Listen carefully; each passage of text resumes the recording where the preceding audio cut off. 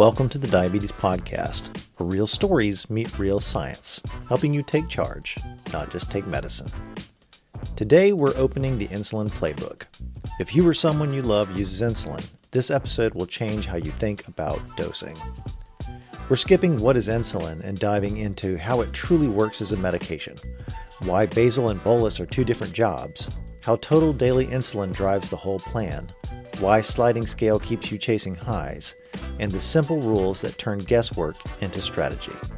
This is the practical, plain English masterclass you should have been given on day one, so you can walk into your next appointment informed, confident, and ready to take control. Let's go. Hello and welcome to the Diabetes Podcast. I'm Richie. And I'm Amber. And today we are tackling something that I think is genuinely one of the most misunderstood topics of diabetes care, which is insulin. So this is actually the Insulin Playbook episode, the math, the mistakes, and the mastery of insulin. Almost an insulin masterclass, if you will. Maybe. Because we're not going to cover what is insulin. Like you've heard that 100 times. I'm talking about how insulin actually works as a medication, the math behind it, the logic behind it, and the mistakes that happen when nobody explains that logic to you. Because here's the truth. If you take insulin, or if someone you love takes insulin, there's a really good chance that no one ever sat down and explained how the dosing actually works. What happens is this usually. Someone hands you a vial of insulin or a pen of insulin and they say, take this many units, and very likely they give you something called a sliding scale, which would be like if your sugar is between 150 and 200, take 1 extra unit or 2 extra units. And when your numbers stay high, they just increase the dose. And suddenly, before you know it, you're taking 4 shots a day, maybe even 5 or 6, maybe 60 or 70 units of insulin, and you're still wondering why your blood sugar spikes after every meal. And you start to feel like diabetes is winning, like the insulin isn't even working. I wish, if I had $1 for every time, that saying, if I had $1 for every time somebody said to me, my insulin's just not working, or that one, like this one works good, but that other insulin I have doesn't work. And that's not true. It's just not dosed appropriately. For example, if you were taking 80 units of a long-acting basal insulin and you took 2 units of a mealtime insulin, you're going to feel like that 2 units of mealtime insulin doesn't work, because what is 6 units versus 90? 2 times 3 meals a day. So I got a question regarding this. Again, as the layperson that's maybe getting slightly more savvy, the more podcasts we do, is it difficult to get the dosing right the first time? It doesn't sound like you can just generically, here's the right number for everybody. Mm-hmm. It seems to be, and I was just talking to a gentleman at the VA the other day that was struggling with this, is that getting that dosing right seems to be very difficult to get that the first time. It kind of seems to me from the outside looking in, like you got to tweak that a little bit to get it working well for you. Is that accurate? That is accurate. And we're going to talk about that when we get into the math part of this. Yeah. Because insulin actually follows a very logical system. There is math behind it, real usable math. There are formulas that tell us how much 1 unit of insulin lowers your blood sugar, how much insulin covers the carbohydrates that you eat, the food that you eat, how much insulin your body likely needs based on your weight. So to get a little more specific to answer that, it's usually weight-based in the beginning. And most people taking insulin have never heard any of this. Like, it's astounding to me, the fact that this is just so unknown to people who are injecting insulin into their bodies several times a day. Mm-hmm. But today we're going to change that. And I am going to break this down in what I hope is the simplest, most practical way you've ever heard it explained. So before we dive in, I do need to say this very clearly. I am a registered and licensed dietitian and a certified diabetes care and education specialist. I am not a medical doctor. I do not have prescribing powers in my state at the time of this recording.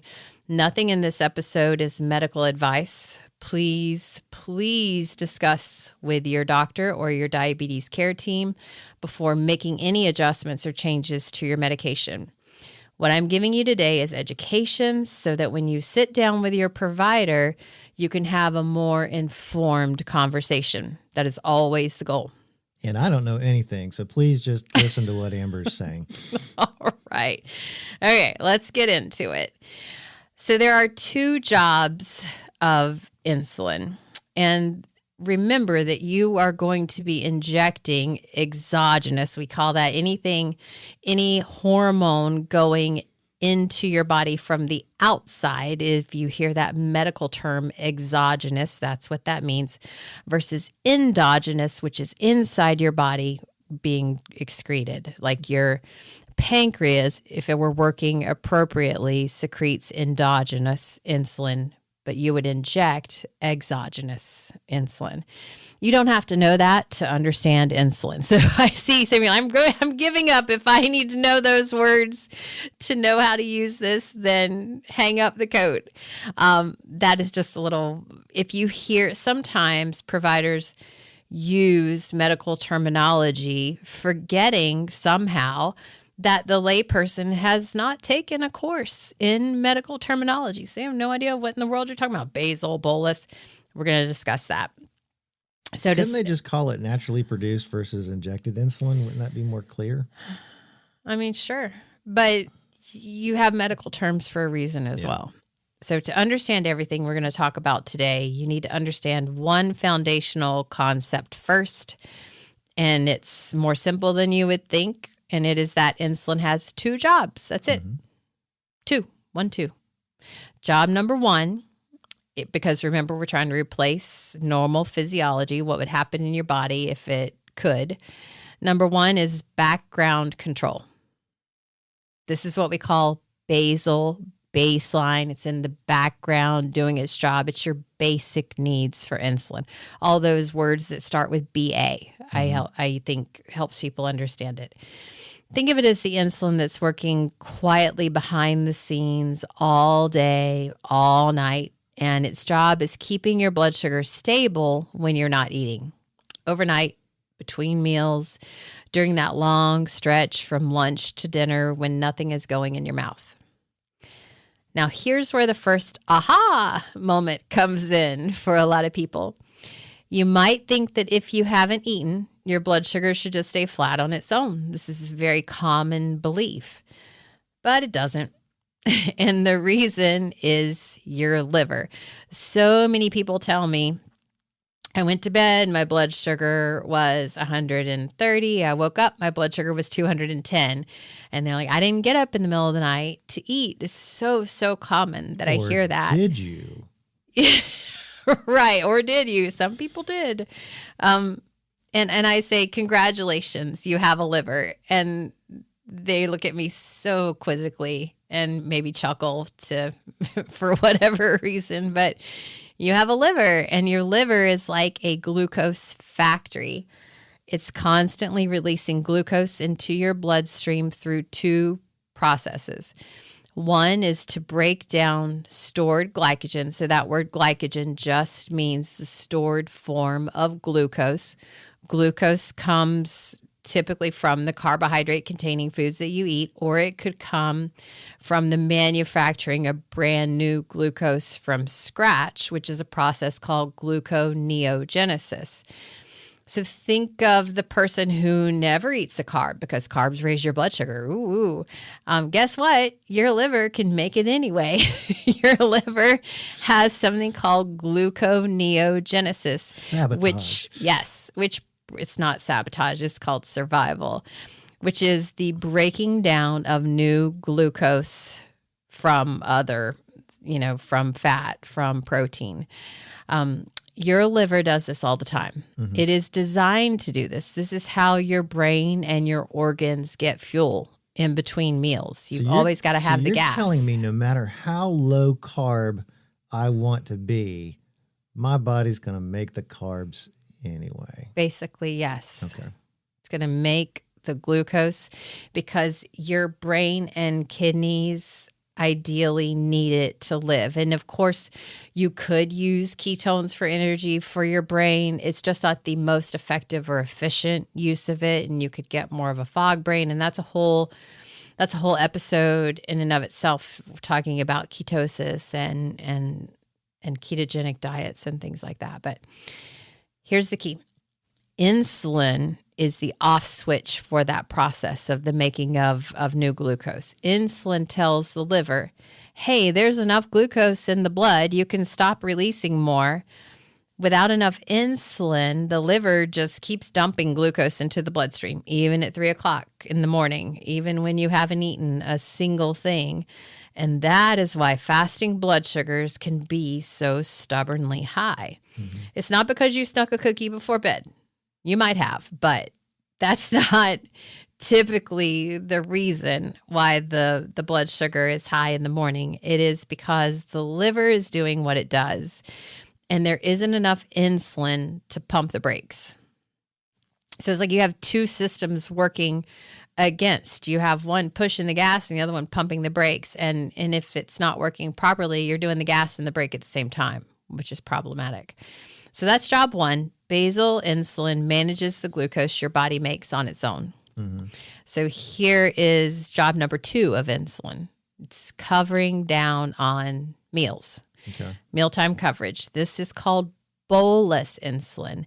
And when I teach this, I help people with that word that starts with B-O. Like, that doesn't sound right, but bolus, bonus insulin. It's a bowl of, you eat food in a bowl. So that is the mealtime insulin. When you eat, especially carbohydrate containing food, glucose floods into your bloodstream.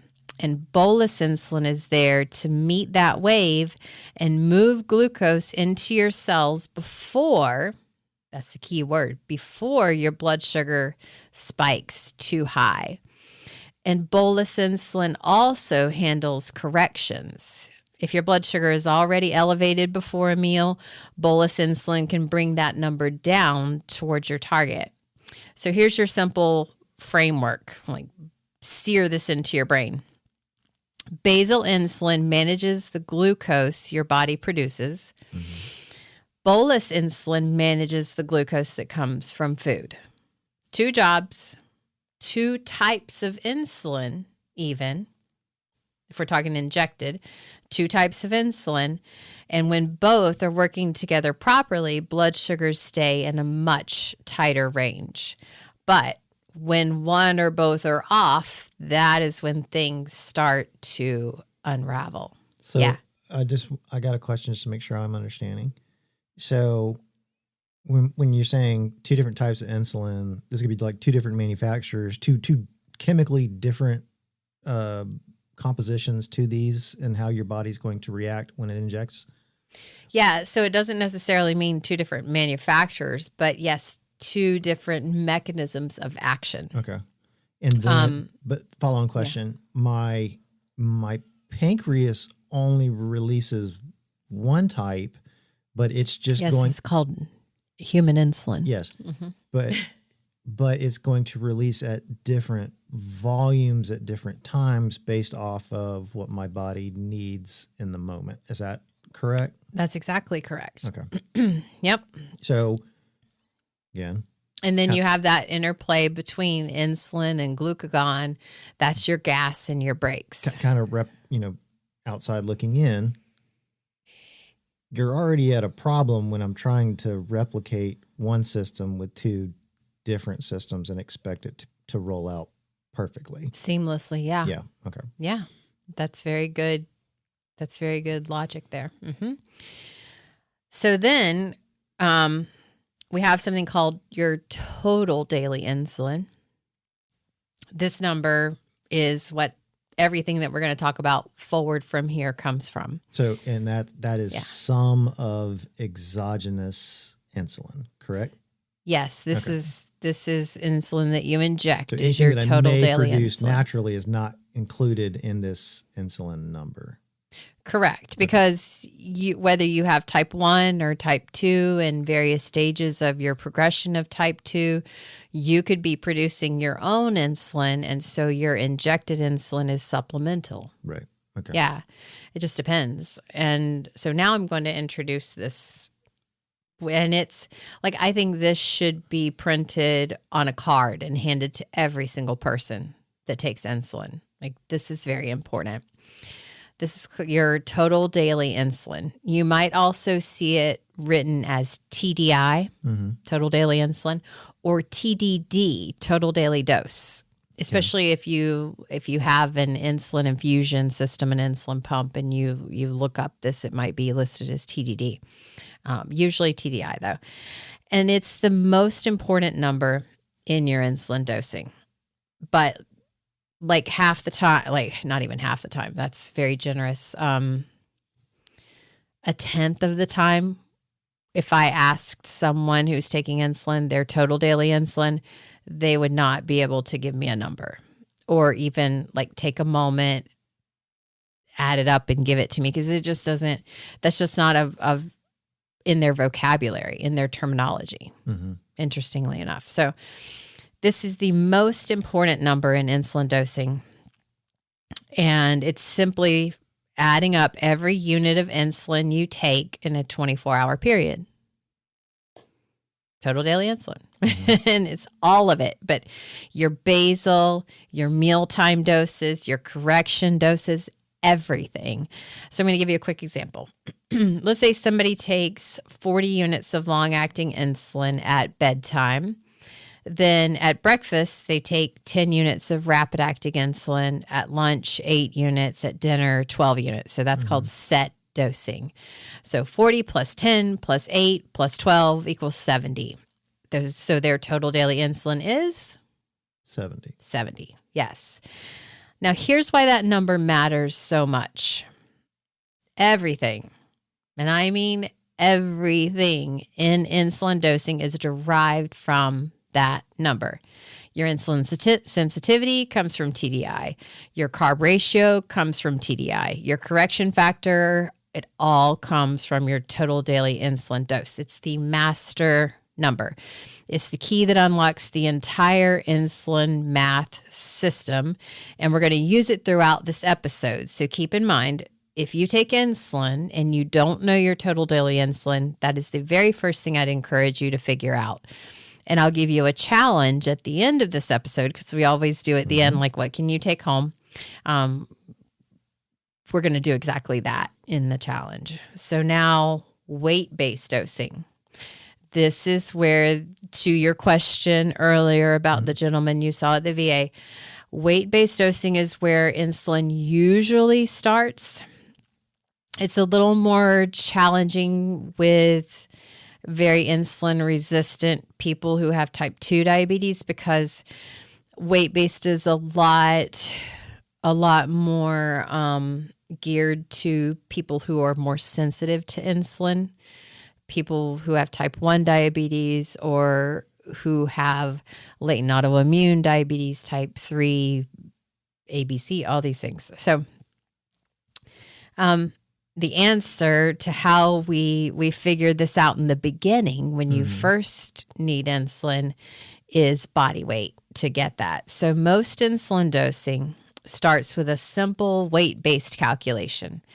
You take the person's weight in kilograms. So your weight in kilograms is your weight in pounds divided by 2.2. That will give you your weight in kilograms. And you multiply it by a factor that reflects how insulin sensitive, or on the other end of the spectrum, how insulin resistant you are. And how do you know that?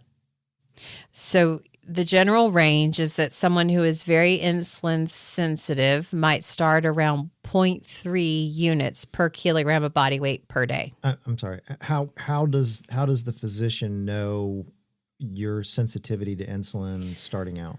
Yeah, that's a good one. Most of the time visually, or visually. Yes. I mean, most of the time visually, what type of diabetes you're diagnosed with, type 1 versus type 2. You have to explain that because I'm not. Yeah. Sure. So, and I do get into that in my little outline here. Okay. But in general, if you're very insulin resistant, you're going to need more insulin per kilogram of body weight to cover down on your needs because you're resistant to the insulin. And typically, if you visually are more of an apple body shape, you store more insulin around your midsection, you're going to be more insulin resistant. So based off the distribution of adipose tissue, I can kind of tell just naturally that you're going to be more or less insulin resistant. Mm-hmm. And it's always a good idea to start low, and because you can always increase. Yeah, it's a lot harder to crash somebody out and come back from that. So that's why kill them. That's why coming back frequently in the beginning to really dial it in is very important. Okay. So we talked about 0.3 units per kilogram per day for the very insulin sensitive. And then like your average starting point for most people would be 0.4 to 0.6 units per kilogram of body weight per day. Someone with significant insulin resistance might need 0.6 to 1 unit of insulin per day. And this is the wild part. In cases with very severe insulin resistance, it can go above a unit per kilogram, sometimes even 2 units per kilogram of body weight per day. Okay. So I hear you. I see you thinking, so I'm going to make it real. If we have somebody who weighs 90 kilograms, so we're talking about 198 pounds. If we start them at half a unit per kilogram, which is in that 0.4 to 0.6 range, that's 90 cut in half, or 90 times 0.5, which gives us 45 units a day as a starting total daily insulin. Oh, okay. But then that TDI, total daily insulin, gets divided between basal and bolus. Typically, not always. Often it's roughly split in half. So are you always going to have a basal and bolus? Ideally and not ideally, yes. Like it's that we're going to discuss what I mean by what I just said moving forward. Just because remember, what does basal do?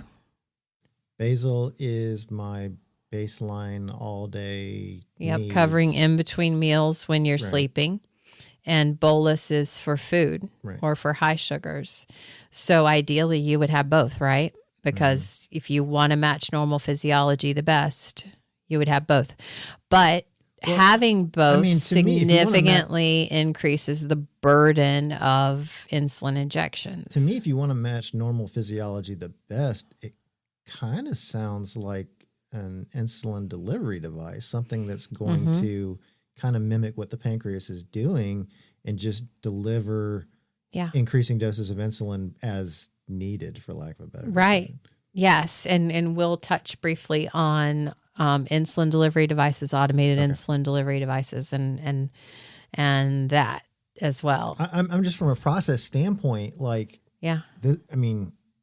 unless I feel like accountants would be really good at managing their insulin. It's just both sides have to balance, and this much goes in, and all of that kind of stuff. You're balancing the books, but you're trying to replicate a system with two different systems that are not delivered the same, and I just don't think you're ever going to really get that perfect. You might do okay, but I just struggle to see how you're ever going to truly replicate what the body's doing unless you can in real time. Right. I mean, think about any other bodily process. Trying to micromanage your bodily processes is just a monumental challenge that I really am not interested in taking on. But I mean, I would do it if I had to, and that's if you had where to, this consciously comes in. control the beating of your heart. That would be rough. Yeah. Yeah. And it is not an easy thing. Ask anybody who takes insulin. It's not an easy thing to manage. And so the goal is to take something really challenging and at least be informed on it so that you can make the most informed decision and you can have the most control possible for you. Yeah. So we got that 45 units because we started with 90. And that was weight-based times 0.5. And then we got the 45. And that gets divided between basal and bolus insulin, often split in half. And it varies because of a lot of what we just talked about, but we got more because that's so far is pretty straightforward. But then here's where it goes. You brought up so many things, and this is where it goes sideways in the real world. And that takes us to the over-basalization trap. So this is the most common, the most frustrating. I can't even call it mistake because it's by design due to simplicity, But I see this all the time in type 2 diabetes care. And if you're someone whose insulin doses just keep climbing and climbing and you can't figure out why, I think this section is really going to be eye-opening, to say the least. Because here's the pattern. A person with type 2 diabetes starts basal insulin, maybe 20 units at bedtime, and they're fasting blood sugars because usually that's all they're asked to check is first thing in the morning, check your blood sugar with a finger stick device. And the doctor sees improvement. Great. But then the A1C check comes back. And even though you're having these fastings in range between 70 and 110 fasting, the A1C comes back elevated above 7, which is the goal. Maybe it came down a little, but it's just not at that A1C target. So what happens? Basal goes up 30 units, then 40, then 50, maybe even 60. And the fasting numbers might look okay, but the A1C keeps stubbornly sitting above the target. Mm-hmm. So what the heck is going on? I can tell you right now, without knowing anything else. Yeah. I can tell you right now, the problem, and even without asking, I think further educating questions, it seems to me like most of your need for insulin on a daily basis is going to be reacting to what's coming into your mouth. If I were to look at, if I were to somehow put a meter on my pancreas, for lack of a better description, and I were to look at when, total volume of endogenous insulin, is that right? Yeah. Total number of endogenous insulin. The majority of that would be around meals. The majority of what my insulin is going to release over the course of the day is going to be around what I'm eating. So to me, if I'm splitting that number and I'm just going to increase the total, you're never going to get it right, because the need really is the answer is do more work is really what it comes down to. We're favoring simplicity over really get a good wrap on what's going in your mouth and really dose appropriately for what's going in your mouth. Matching it. And it's, I know I just went off on that. Just please correct whatever it needs to be. You hit the nail pretty squarely on the head. However, there's so much nuance attached to it and so much difficulty attached to just covering the carbs. That's way easier said than done, because what you just described, unknowingly so, is going from one injection to 4 or 5 or 6 a day. And you just made it where somebody now has to count all the food that goes in their mouth, understanding what's carbohydrate, what's fat, what's protein, and how much is in that, even if you didn't prepare it yourself, knowing how much is in it. and also taking into consideration maybe if you have gastroparesis or you have this delayed gastric emptying and the effect of fiber and so many other little things there. Replicating a pancreas is hard. Right. You're not kidding. Boy, that's the theme of today's talk is replicating a pancreas is hard by yourself. Yes. Yeah. And the problem is that in that scenario we just talked about, the A1C is not coming from the fasting blood sugar number anymore. It's coming from, as you said, after meals. It's the post-meal spikes. And I will just kind of correct a little bit of what you said. It's not the majority, but it's half. So half is... So that number is correct then. Is it just... So if it was 45, if you needed 45 units of insulin, half of that, so like 22 and a half would be basal and 22 and a half would go to cover the carbs. But that's like, that works the best? Yes, that typically works the best. When you, like, I've looked at, 20 plus years of looking at blood sugar results. Now we have continuous glucose monitors and so many more things to gain insights. People typically do the best when their basal and bolus is about 50-50 or 45-55, one way or the other. Okay. Yes, you're going to have the best blood sugar results when that is the case. Okay. So, let's talk about those post-meal spikes after breakfast, after lunch, after dinner. Those are the ones driving the A1C up for somebody who is over-basalinized. And basal insulin was never designed to cover meals. Mm-hmm. That's just not its job, because the basal insulin handles the background, the basic needs for insulin. It keeps the runway lit.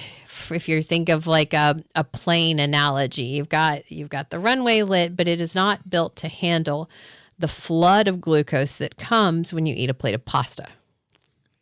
But and so what, like visually, what happens throughout the day is you wake up, the sugar is 110 if you're just doing a basal insulin.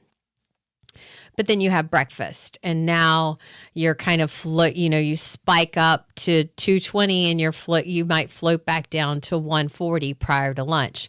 And then you spike up as high as 320 after lunch, and you might float back down over time due to the basal, because the basal is like pushing that blood sugar down. You might float down to pre-dinner 160 or 70. Then you have maybe your largest meal of the day, which is dinner, and you go up to 400, but then you soar quietly down through when you close the mouth and there's no food going in. You've got all this insulin, all these carbs, and then that basal insulin gradually shuttles all of the glucose into the cell overnight when you're sleeping, and the fasting looks great again. As long as the liver doesn't go crazy, which is why you could wake up one morning and your sugar was 110. You wake up the next morning doing all the same things and your blood sugar is 180. It's because you have a liver. So instead of adding mealtime insulin to address the spikes, what had happened in the scenario we gave is the basal insulin just kept increasing and going up and up and up. And the problem with that is eventually, if you didn't eat enough supper, like let's say normally you would have a couple of servings of carbs at your supper. If you didn't have those carbs at supper and you just opted for a steak or a fish fillet and a salad without those carbs to drive the sugar to 400 or like whatever number, a high number, to then come down 200 points overnight. What if you ended that meal at 150 and you come down 200 points overnight? Right. You're hypoglycemic. You've crashed. Yeah. And that's why sometimes the liver gets involved, because it's like, whoa. We need some glucose in this situation. It dumps out glucose inappropriately. And then you wake up and the sugars are high. So this is what we call over-basalization, and it is incredibly common. So the analogy that again, I'm a function of my experiences. In Iraq, our battalion had a sector that we were responsible for, and there was always patrols in sector 24/7. So you could have 3-4 platoons out in sector at all times, kind of just making sure nothing's blowing up, right? That would be like my basal insulin. There's always this baseline patrol in the area doing some work. But they also had what was called the QRF, or the quick reaction force, which is basically a platoon that was just on standby. And that rotated, so you're not burning people out. But like if you're on QRF for that day, you're not like going to the gym and you're not whatever. You're basically like ready to go at the gate, so that if something does happen, you can very quickly go and supplement whoever's having problems in sector. That would be like my bolus insulin. Right? That would be your rapid acting insulin. So really what's happening is every time we have a meal, something's blowing up in sector, but we're like, the platoon in sector can deal with it on a long enough timeline. We're not supplementing with them with the extra troops that they need at the time that they need it. We're just relying on our ability to resolve problems over a long enough timeline. And what's ended up happening is obviously we'll just put more troops in sector. We'll just put more troops in sector. We'll just put more troops in sector rather than and you waste resources. We're going to put them there when we need them. And we're going to have them ready to go when almost. You got it. Yeah, you got it. So there are telltale signs that you are over-basalinized. So you got too much of the long-acting. And I don't think I've mentioned it. Your long-acting insulin would be your Lantus, Toujeo, Tresiba, Basal-Glar. Those would be some of the more popular long-acting insulins on the market. Is that the name of the chemical compound, or is that like a name brand? This is the name of the that's the name brand of the insulin. Glargine would be, Lantus would be Glargine. Like they also have their generic type names too. Are they all kind of the same, or? Pretty much. You have more ultra long acting insulins that have Nike come out Reebok? as well. I mean, like what are we talking? Yeah, here? I think that's a good decent analogy. They're all kind of doing the same thing. And that's why they took Levemir off the market, because Levemir was one of those basal insulins that you sometimes you pretty much had to inject twice a day, because in some people it only lasted 12 to 18 hours instead of the full 24. So anyway, it's off the market. You don't even have to know about that. But there are telltale signs that you are taking too much of your baseline, basic background basal insulin. And that is if your fasting blood sugar looks decent, like maybe it's between 90 and 130, but your A1C is still above goal. There's your sign. There's your red flag. If your basal insulin dose is above 0.5 units per kilogram of your body weight, remember that's weight in pounds divided by 2.2 is how to get it in kilograms, and the A1C is still high, that's another sign or red flag. And if you see big spikes after meals, like your blood sugar jumping to 250 or 300 after eating, and no one has talked to you about mealtime insulin, that is a conversation worth having with your provider. And I want to add in here also that is also why people limit or avoid carbohydrates, because they say, oh, look, I'm fine until I eat carbs, and then look what happens. Therefore, carbohydrates are the bad guy. And that is not the truth. It is just the fact that you normally would secrete insulin then, and you don't have it to secrete, so you would need to inject it. So, devil's advocate, if I am doing my best to just avoid carbs all the time, then I am going to avoid most of those highs, at least the some quick, of them, the quick highs. Wouldn't my A1C come down over time if I can maintain that? Maybe that's the answer, because and some people are successful here. You know, everyone is different. Everything is different. I personally would not recommend for people to avoid carbohydrates. However, if 75 or 80% of your calories is coming from carbohydrates, probably could dial that back closer to 55, 60% of your calories from carbohydrates. And you can speak to a registered and licensed dietitian. You could speak to a dietitian, certified diabetes care and education specialist to kind of get a greater idea of what exactly that looks like. But I will say people who purposefully highly restrict carbohydrates, what I notice happening in those people, anecdotally, of course, is that a little tiny bit of carbs spikes their blood sugar well beyond what you would expect from carbohydrates. And then furthermore, it is a lot more work for your liver to produce the glycogen that you do because it's less efficient. Which some people who are trying to lose weight, they're like, yes, let's make it less efficient. But why though? Why make your body overwork when you could have a balance in there? But I'm not trying to tell anyone what works best for them. I'm just telling you what the science supports and what you could expect if you did something differently there. And Case for Carbohydrates episode, we have our episode, The Case for Carbohydrates, where we really talk about fiber and other nutrients that you would miss out on if you were to do that. So the fix for over-basalization is not more basal insulin. It's not eliminating carbohydrates. The fix is targeted bolus insulin to address the meals that are causing the spikes. And what some people find is an okay fix, but not a complete fix, is to reduce or eliminate carbohydrates. And I'm not recommending that, but some people do it. And so here's where sliding scale makes the problem even worse. So a lot of people listening, you've heard of a sliding scale.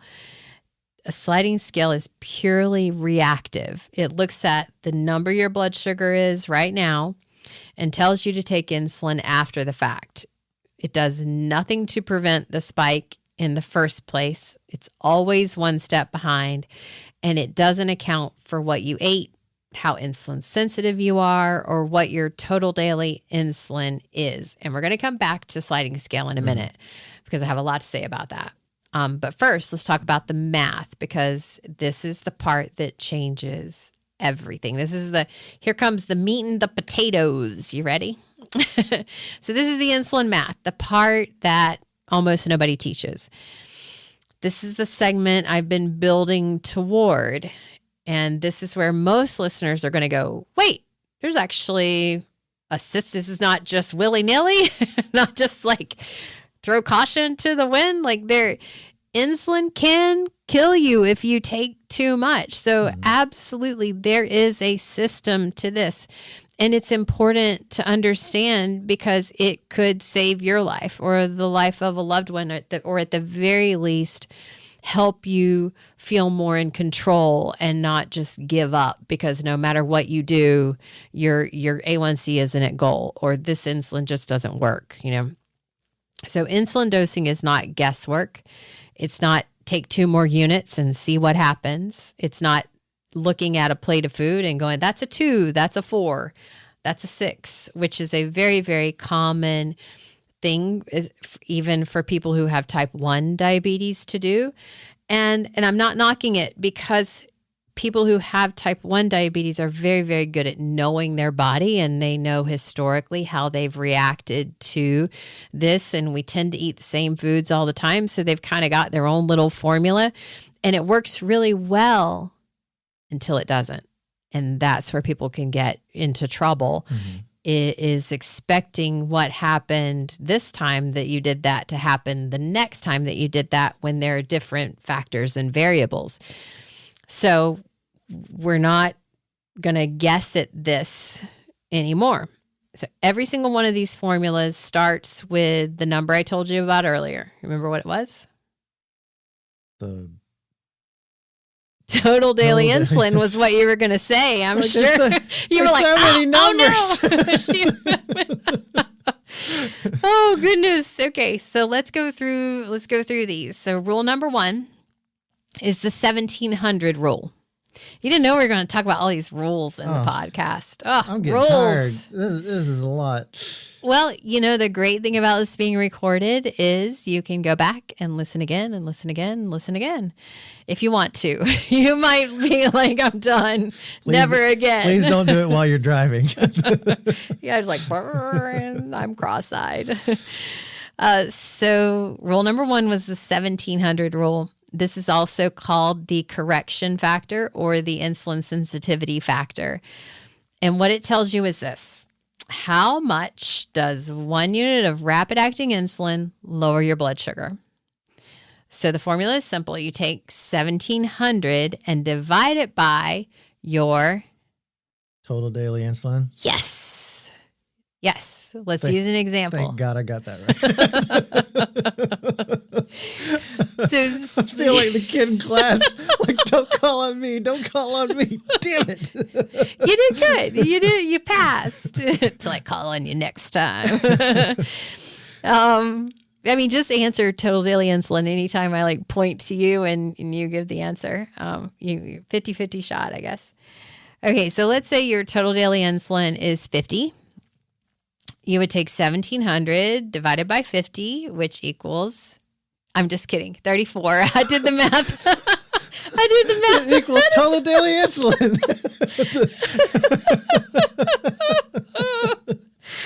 Oh, this is the Punish Your Husband episode.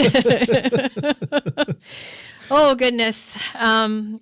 Yes, so 1700 divided by the 50 total daily insulin equals 34.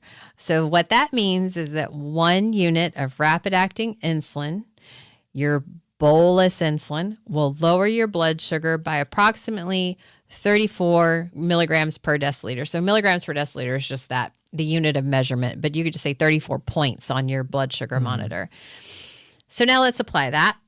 Let's say your blood sugar is 200. So we have, and this is helpful if you have a piece of paper. You want to write this down. So your blood sugar is 200. Your target is 120, which means the difference between what your blood sugar is and where you want it to be, let's say, is 80. Okay. So you take that 80 and you divide it by your factor of 34. And this is why a scale is used. I see your face. This is why a sliding scale is used, because it's easier to have that math kind of already done and on this scale. However, it's going to be so much more accurate to be calculated to you, because there's a big difference between 25 and 50. And 34 is your targeted exact number.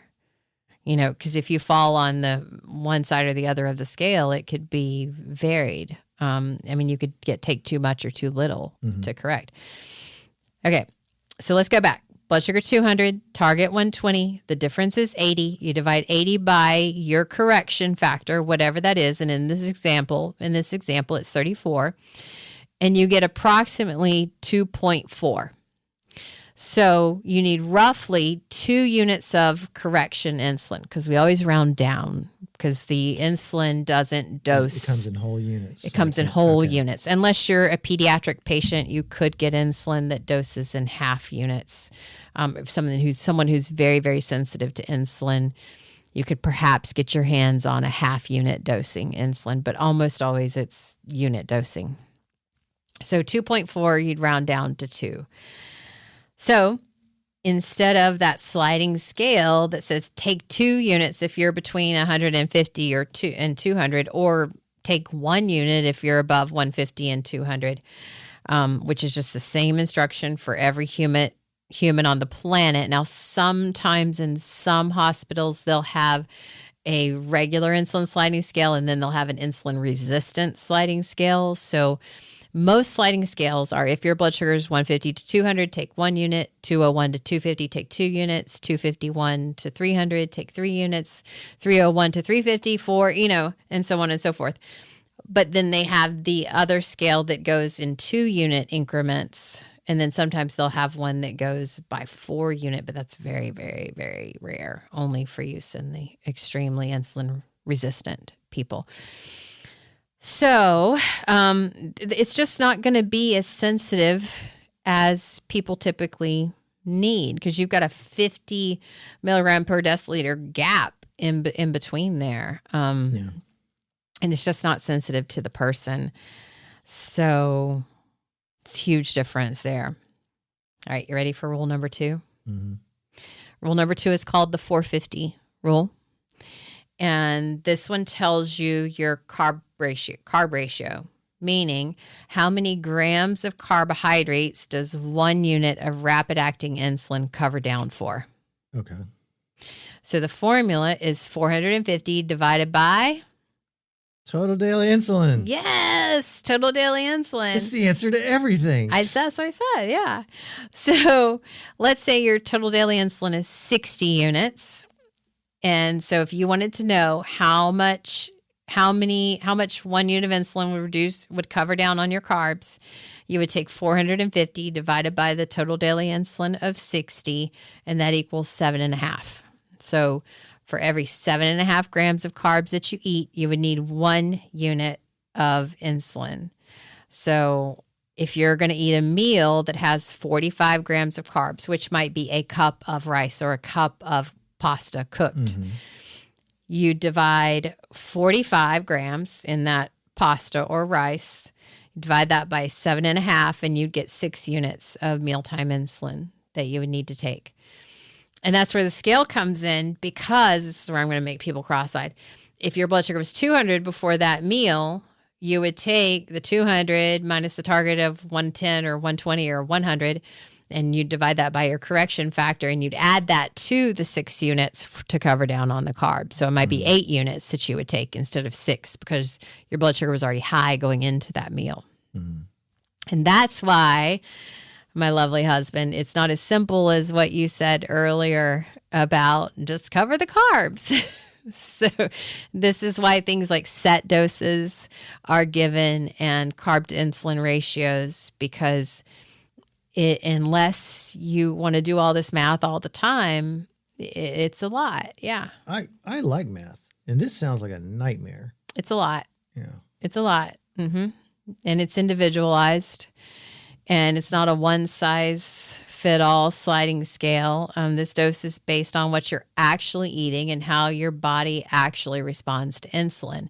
It is micromanaging your pancreas. And the majority of people, for reasons I don't think I need to explain, I think those 2 examples just explained it right in and of themselves, that people use a set dose plus a sliding scale. Well, I mean, like, I can understand maybe if you're preparing 100% of your meals, right? If you're the kind of person that is going to track all of the quantities and all of the stuff going into that and really know that, this is impossible to get really good, I think, if you're dining out, just because you don't know what the inputs are. You don't know what's added and what the composition of the food. They're doing. I wouldn't say impossible, as far as like total but calories, but challenging. I'm not getting macronutrient breakdown on anything that I'm ordering.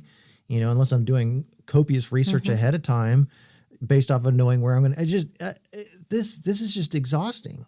It is exhausting, but it can also be made easier by a registered dietitian, because what I used to teach and what I still sometimes do is that you can look at a plate and you can identify your carbohydrates on that plate, and you can identify the volume, which could help you identify the carbs.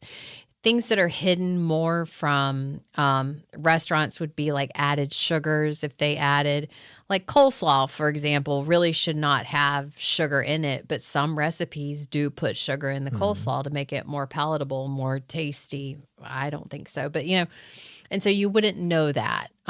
Or if you went and got an unsweet tea and they accidentally swapped it, or they,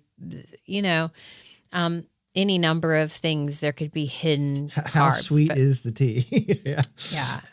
But most of the time, the added pieces that would be more challenging, that are harder, would be the fats, but you don't have to count those, thankfully. You ready for rule number 3? How many of these rules are there? There's a couple. Okay.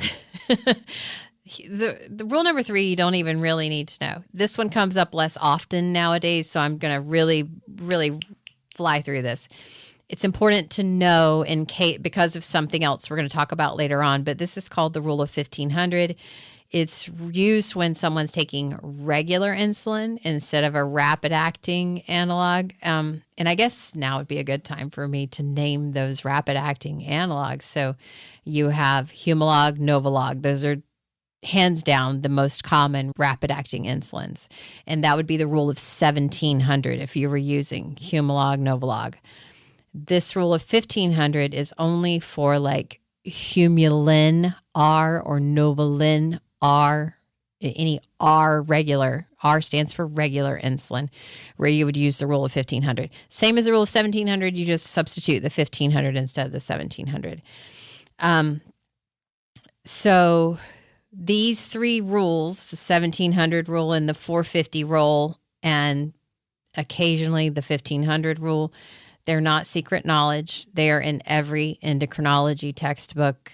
They are taught in pharmacy school and in diabetes education training, but somehow the vast majority of people actually taking insulin have never heard of them. And that's a problem, because if you don't understand the math behind your insulin, you can't advocate for yourself. So for example, let's say you were doing a set dose plus sliding scale. It's still helpful to have a basic understanding of those rules, even if you don't do that math all the time, just to kind of say, hey, I think my correction factor might be off if you're correcting and the blood sugar just stays high overall, or you eat and your blood sugars are really high after meals, that your carb ratio needs adjusting because you're just following a number someone handed you without context. At least if you have the context, you can have a better partner with your healthcare team. That's the goal. Like, listen to your healthcare team, but the more you know, the better you can partner with them. So I was going to talk about like the sliding scale. So I'm going to, due to time, I'm just going to go really quickly through this because I think we covered it a bit just a minute ago. But this is considered one of the weakest tools in insulin management. Unfortunately, it's a necessary tool, but it ignores three critical things. It ignores what you ate, what your total daily insulin is, and to some degree, how sensitive you are to insulin. It only looks at one thing. It looks at your blood sugar right now and says react. Yeah. It is not proactive. It's like trying to drive a car looking through the rearview mirror. You're always reacting to what already happened instead of steering toward where you want to go. Yeah, I don't recommend the other. I'm a visual thinker. This is that made my day right there. Yeah. I mean, sliding scales are still used all the time. And I think they still need to be used in settings like hospitals. And in some people, it might just be the only thing you've been given, and you're doing the best you can. So this is not a shame thing. It is just to say that if you've been on a sliding scale for years and your blood sugars are still all over the place, it might be time to ask your provider about a carb ratio based dosing and a correction factor based dosing, because those tools are proactive to prevent the blood sugar spikes instead of chasing them. And that shift from reactive dosing to proactive dosing is a life-changing shift. It's a shift that takes you from a 9A1C to a 7, or an 8.5 to a 7 or below. So I'm going to do my best to tie everything we've talked about together with an analogy, because I think this kind of makes the whole picture click. And I am not the best with analogies, but I really tried on this one. So maybe so. So think of blood sugar like planes trying to land at an airport. Every time you eat carbohydrates, a wave of planes approaches the runway. Glucose is trying to land safely in your cells, and insulin is the air traffic controller. Insulin's job is to guide those planes down safely so they don't just circle endlessly in the bloodstream. And now basal insulin is the runway lights. It keeps the system running all the time, overnight, in between meals, when no planes are actively landing. Basal insulin also keeps the liver from launching extra planes into the sky because remember, your liver is constantly producing glucose and less insulin is there to tell it to stop. So basal insulin maintains background control. The runway stays lit, the system stays operational. And bolus insulin are the landing instructions. So when you eat and a rush of planes arrives all at once, bolus insulin steps in and says, plane 1, land now. Plane 2, you're next. Plane 3, hold steady. It actively guides glucose into the cells so blood sugar doesn't spike. So now, what happens with insulin resistance? So imagine the runway gets fogged in. It's chaotic. The planes cannot see where to land. I rode in fog yesterday. It's like you need the lights and you need to stay together. The air traffic controller has to shout louder and give more instructions just to get the same number of planes down safely. That is insulin resistance. The signal is still working. The insulin is still doing its job, but the body needs a much bigger signal to get the same response. I like to think of it like my hearing these days. Like, I need to see your mouth moving. I need you to enunciate. You can't just mumble and me be able to make out what you're saying like I used to. I have otosclerosis. Yay. And why do insulin doses climb? Picture this. The liver starts launching all these extra planes into the sky overnight, even though nobody ordered a flight, even though you didn't eat anything. That's the liver overproducing glucose because insulin resistance has weakened the stop signal. It's also weakened the brake.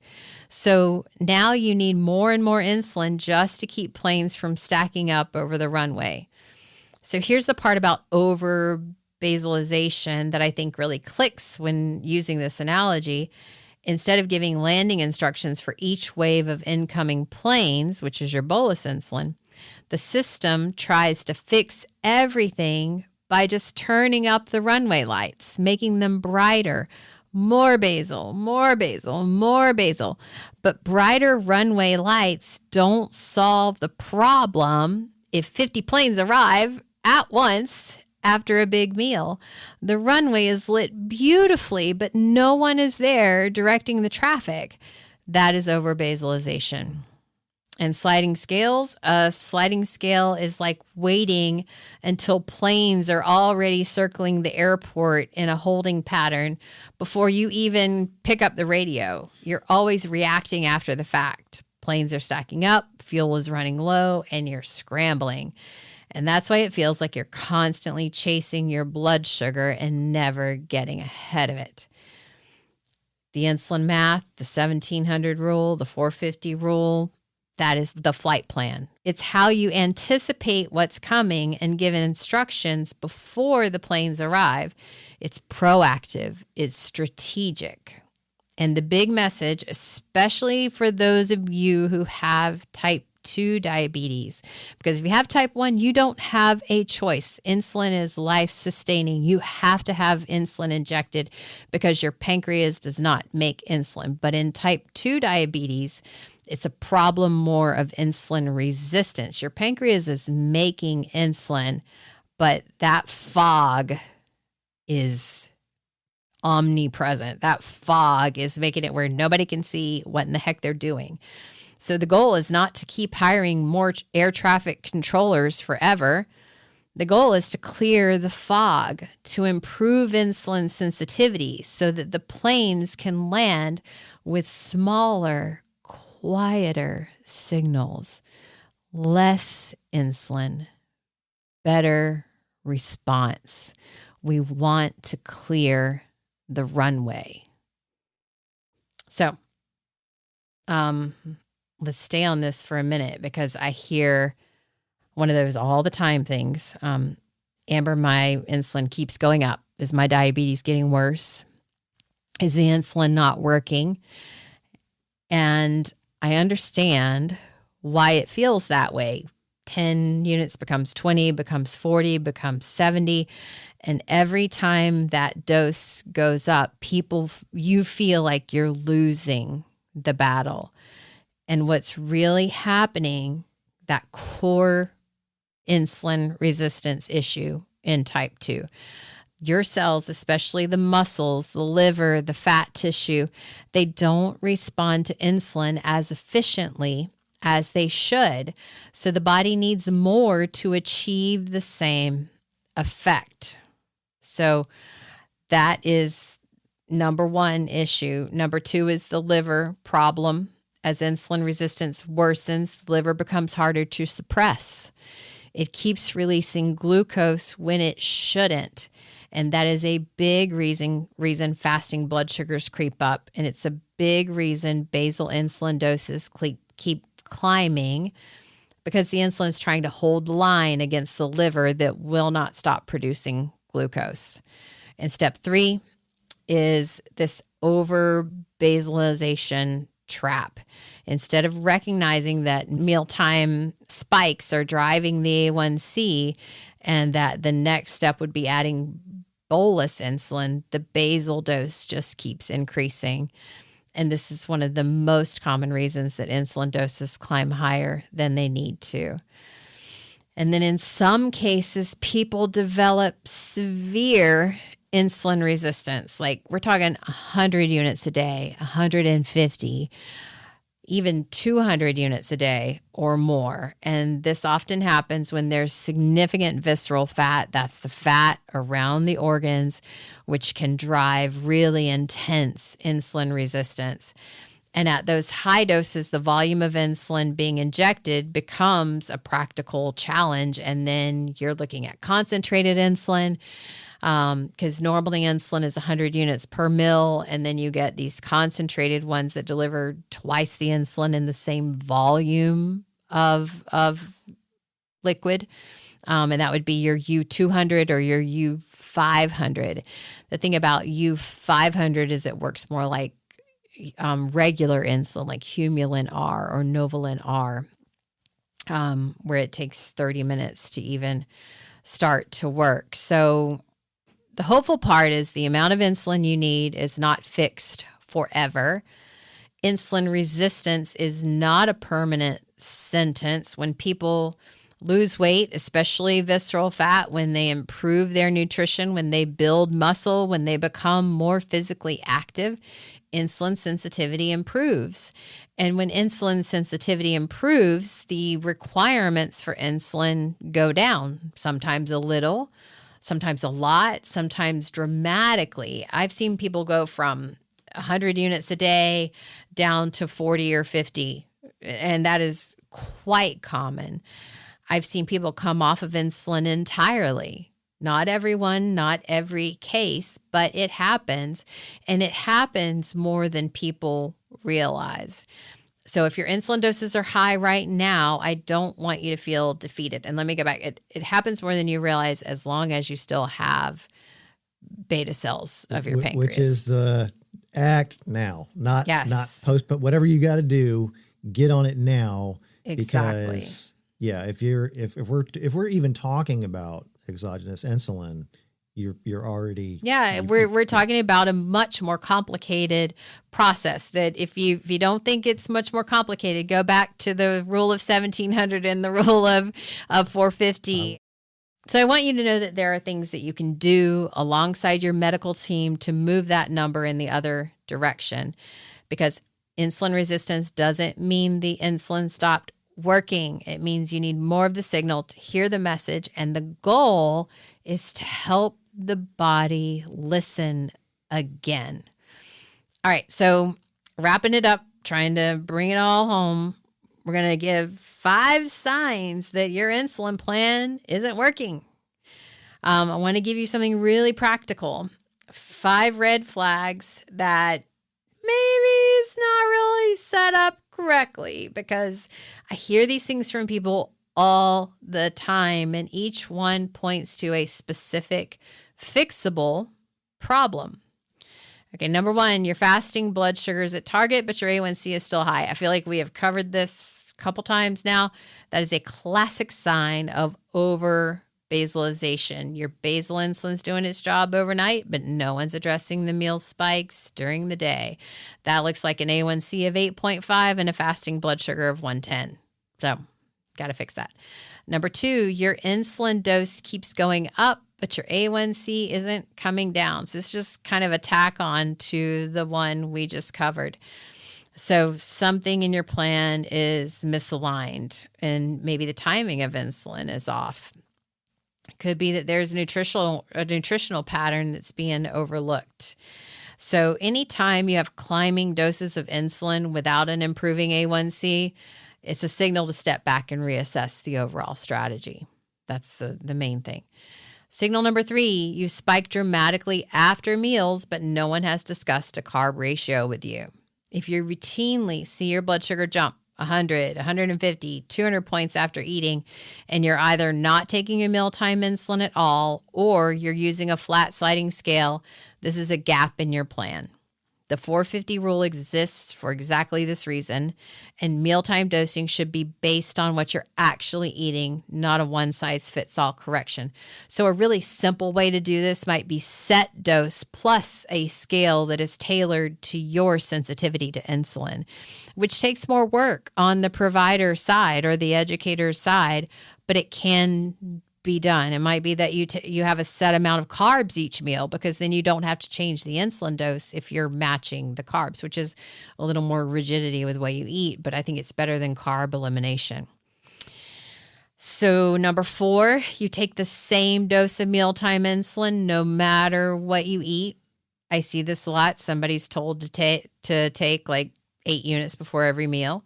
But if you have a meal with 30 grams of carbs or a meal with 90 grams of carbs, these are completely different metabolic events, completely different needs for insulin. And if your insulin dose doesn't change based on your meal, you'll be overdosed sometimes and underdosed another. That's why a lot of times if you do have a set dose that's like small, medium, or large carb meal set dose, that's a lot more specific than just one set dose. So it's going to be a roller coaster if you're altering the amount of carbs and your ratio and you always have the same set dose. So that carb-based dosing eliminates that guesswork.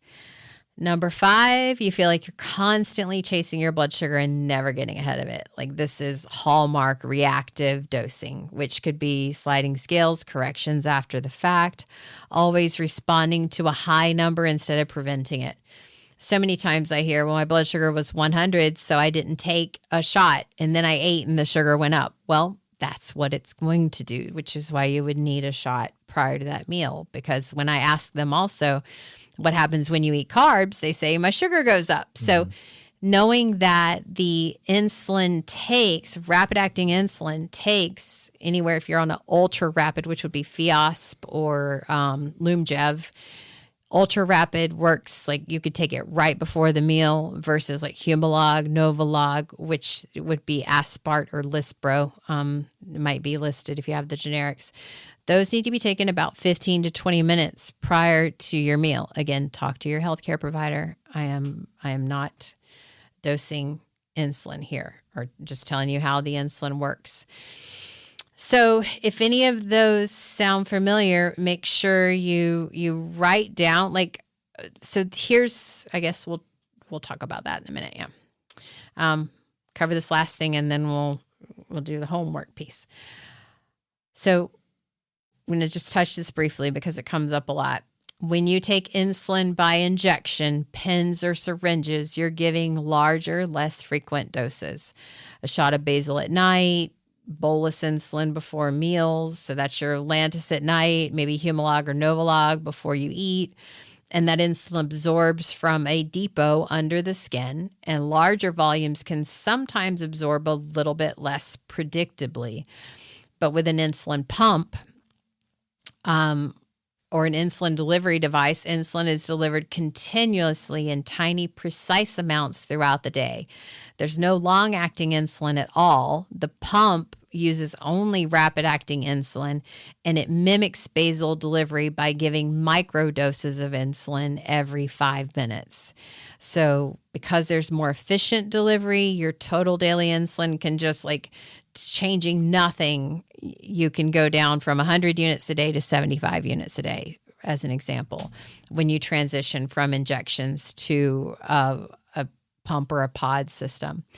The insulin is getting to where it needs to go more precisely so that less is needed overall, and pumps open the door to even more advanced technology.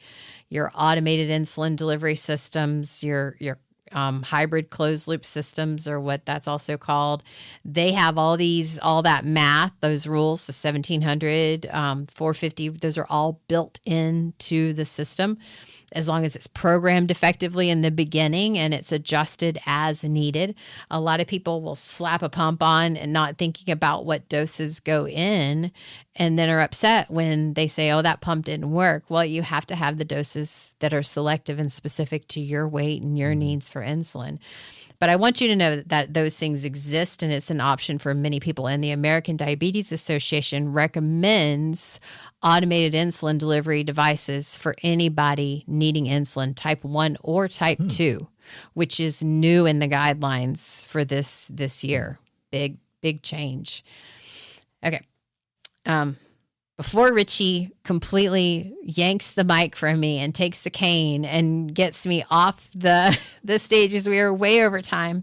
But it's our podcast. Dang it! I don't do what I want. But I'm going to talk about. You're going to do what you want. Anybody that's been around Amber long enough knows Amber's going to do what she wants. So Amber, tell us what our listeners can do this week. Well, one more thing. We got to talk about cost and real world insulin options, because I cannot do an episode without addressing this, because I know that for many of you, cost is the biggest barrier. It's not that you don't understand or have willpower. It is cost. And I don't know, I'm sure these people exist, but I don't know anyone who has type 1 diabetes who has not or is not an insulin hoarder for this reason, because they were taught by some traumatic event of not having insulin that they needed to live, that they have to hoard it and keep it, because you don't know what could happen with an office. And I've seen and been in endocrine offices and primary care offices where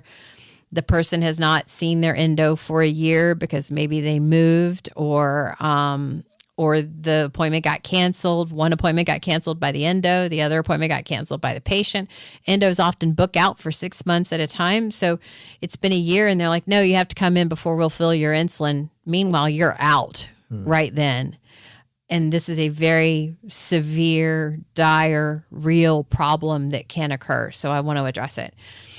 So I want you to know there are options. Walmart has covered over-the-counter insulin for years. This includes regular insulin, which is an insulin that acts slower than the modern rapid-acting analogs. So instead of Humalog, Novolog, Lumjev, those things, it is more slower acting. So instead of about 15 minutes before the meal, you would have to take this 30 minutes before the meal. And then there's also NPH insulin, which would be Humulin or Novolin N. And with Walmart, I think they even call it Rely on R and Rely on N now. But remember the N and the R. But the N is an intermediate acting insulin. And these historically cost around $25 a vial. And these insulins work. They absolutely work. They have saved lives for decades before modern analog insulins like Humalog and Novolog existed. But they do act differently. Regular insulin, as I said, takes longer to kick in, so about 30 minutes, and you'll absolutely need to inject it well before you eat. And then NPH has a peak that makes hypoglycemia much more of a risk if you were to skip a meal or if your meal is delayed. And the dosing is totally different. So you would have to convince your educator or doctor to give you the dosing. You still kind of go off of TDI, but you would take 2/3 in the AM, 1/3 in the PM, and then you would split it, and it's a whole thing. But it's better than not having insulin if you've got to have it. And this I'm really speaking more to the people who have type 1 diabetes at this point.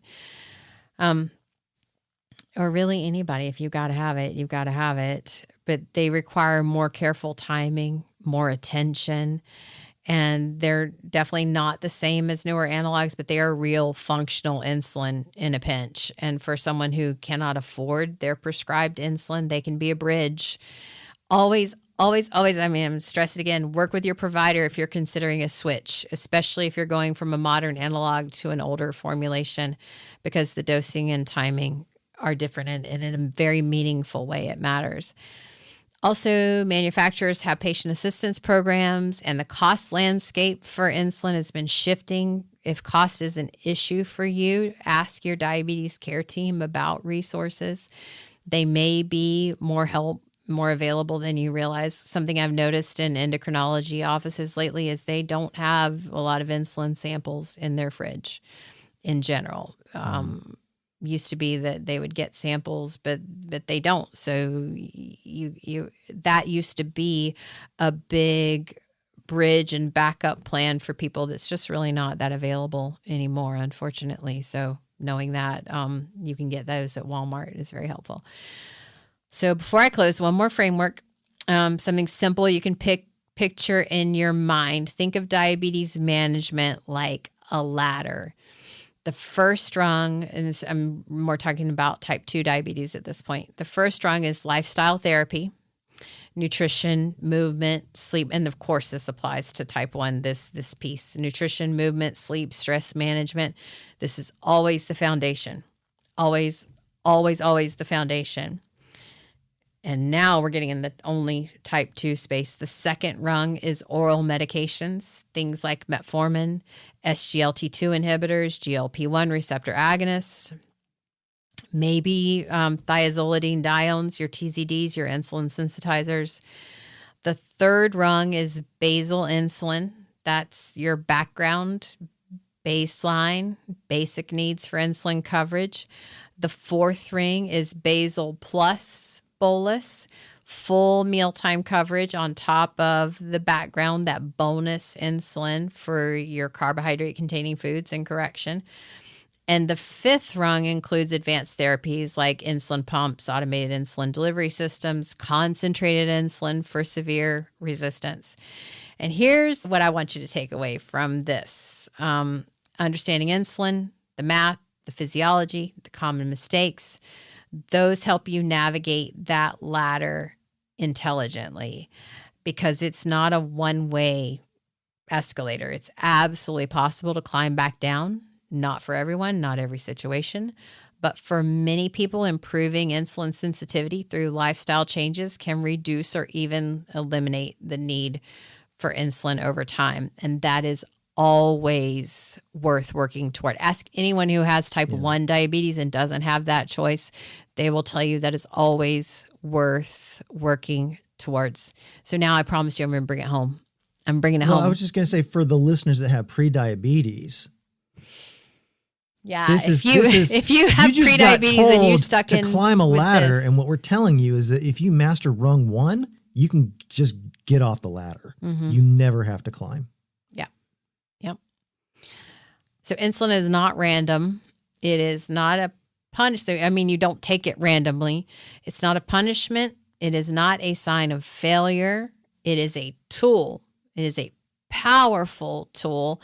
And when used correctly, with the right physiology in mind, with the right math applied, with the right strategy behind it, it can genuinely and does genuinely save lives and transform someone's quality of life. But when it's used without understanding, when doses are increased without asking why, or when you're just randomly taking a certain amount, when nobody explains the system, insulin starts to feel like a burden instead of a solution. Like it's burdensome enough just being what it is. So today you learned the 2 jobs of insulin. You learned about Total Daily Insulin and why it's the master number behind everything. And then you learned like how to see, does my dose need a second look, which is not just information. It is empowerment. It is power to take the reins in your own, where you can sit down with your doctor and say, can we look at this differently? And if you have type 2 diabetes, insulin can be life-saving. I will never downplay that. But the long-term goal is to improve your insulin sensitivity so that your body needs less and less of it over time, clearing the fog, clearing the runway. So here's your challenge, simple but powerful. For the next 3 days, write down your total daily insulin. Add it all up. Every unit of basal, every unit of bolus, every correction, get that number. And if you have a CGM, there are tools within your apps that can help you track that. There's also something called Gluco, my.glooko.com.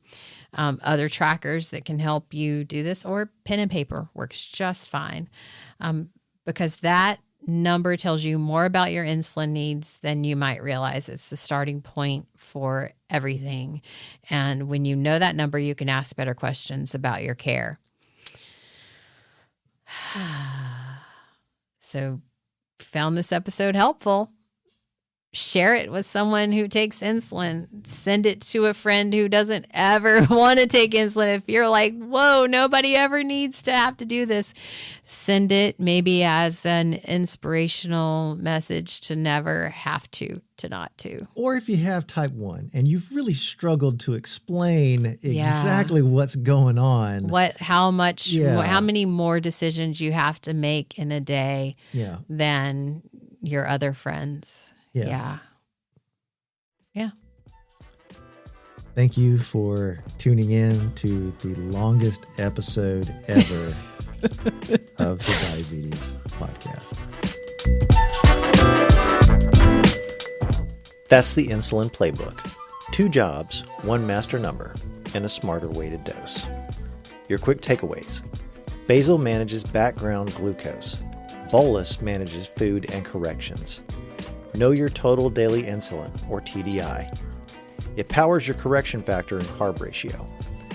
If fasting looks fine but A1C is high, you may become over-basalized. Mealtime coverage is likely the fix. Sliding scales are reactive. Carb ratios and correction factors are proactive. Improving insulin sensitivity can lower insulin needs over time. Your challenge for the next 3 days is to add up every unit you take, basal, bolus, and corrections, and record your TDI. Bring that number to your provider and ask about your correction factor and carb ratio. If cost is a barrier, ask about assistance programs or older options as a bridge, always with guidance. If you enjoyed this episode, please take the time to give it a like and leave a review.